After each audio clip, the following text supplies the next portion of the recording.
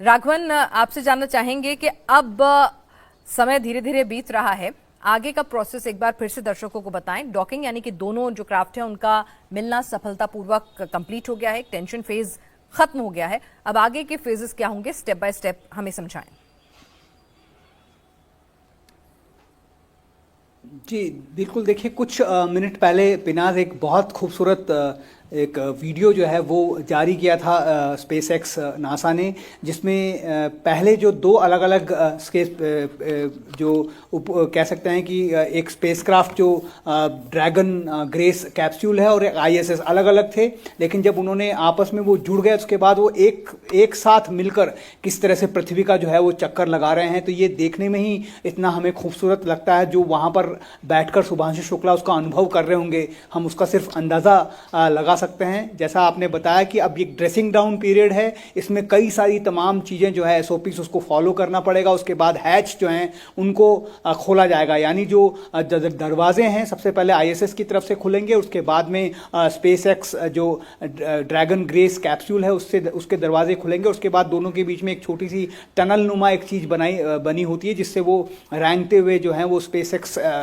Dragon spacecraft से ISS के अंदर प्रवेश कर जाएंगे। उसके बाद 14 दिनों का उनका एक जो प्रयोग है वो शुरू हो जाएगा। हाँ, इसके बाद की प्रक्रिया भी काफ़ी जटिल है। ये जो स्पेसक्राफ्ट है ये डॉक्ड रहेगा अगले 14 दिन तक, क्योंकि इन एस्ट्रोनॉट को वापस इसी स्पेसक्राफ्ट से धरती पर लेकर आया जाएगा। और वो एक प्रक्रिया जो होती है वो वाकई में रोंगटे खड़े कर देने वाली होती है, क्योंकि आपको स्पेस वैक्यूम से पृथ्वी के वातावरण के जो घर्षण है उससे क्रू मॉड्यूल को बचाते हुए आपको स्प्लैश डाउन करवाना पड़ता है समंदर में पैराशूट के जरिए। जो वो उनका क्रू जो मॉड्यूल है वो आकर समंदर पर गिरता। हमने कुछ दिन पहले ये चीज़ें होती हुई देखी थी और बहुत ज़बरदस्त अनुभव वो भी रहा था। और उम्मीद करते हैं कि 14 दिन की इस प्रक्रिया के बाद जब शुभांशु शुक्ला वापस धरती पर कदम रखेंगे तो उनके अनुभव जो हैं वो भारत के लिए एक बहुत बड़ा वरदान साबित होने वाले हैं।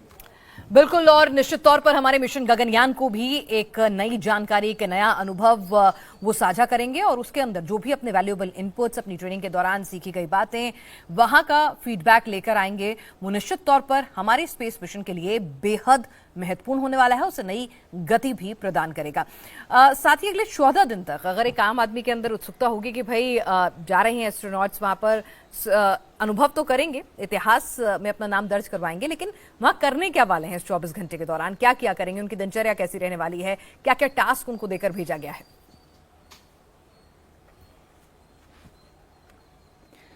देखिए, बहुत ज़्यादा उत्सुकता प्रदान करने वाली एक दिनचर्या नहीं है। जितने भी एस्ट्रोनॉट जो स्पेस का दौरा कर चुके हैं, खासतौर पर सुनीता विलियम्स, उनका एक वीडियो काफ़ी चर्चा में रहा पिनाज, जब उन्होंने बताया कि एक एस्ट्रोनॉट का जो डेली रूटीन होता है वो क्या होता है आईएसएस में। वो वीडियो लगभग सभी लोगों ने देखा, तो उससे ये पता चलता है कि एक कैंपिंग जैसा एस्ट्रोनॉट बताते हैं कि ऐसा लगता है कि किसी कैंप में वो हैं और वहाँ पर जीरो ग्रेविटी में उन्हें ये सारे तमाम प्रयोग जो करने पड़ते हैं। जो ऑलरेडी मौजूद वहाँ पर 7 एस्ट्रोनॉट है, उनके ऊपर इंटरनेशनल स्पेस स्टेशन को मेंटेन करने की जिम्मेदारी होती है। हर 6 महीने में या 3 महीने में कह सकते हैं कि ये प्रोसेस जो है बदलता रहता है। 4-5 देशों का से मिलकर बनाया हुआ ये इंटरनेशनल स्पेस स्टेशन है। तो वहाँ के एस्ट्रोनॉट बारी बारी से आईएसएस का दौरा करते हैं। और आईएसएस चूंकि अब ये कहा जा रहा है कि 2030 जो है उसकी एक्सपायरी डेट है, ऐसा अंदाज़ा लगाया जा रहा है कि क्योंकि अभी भी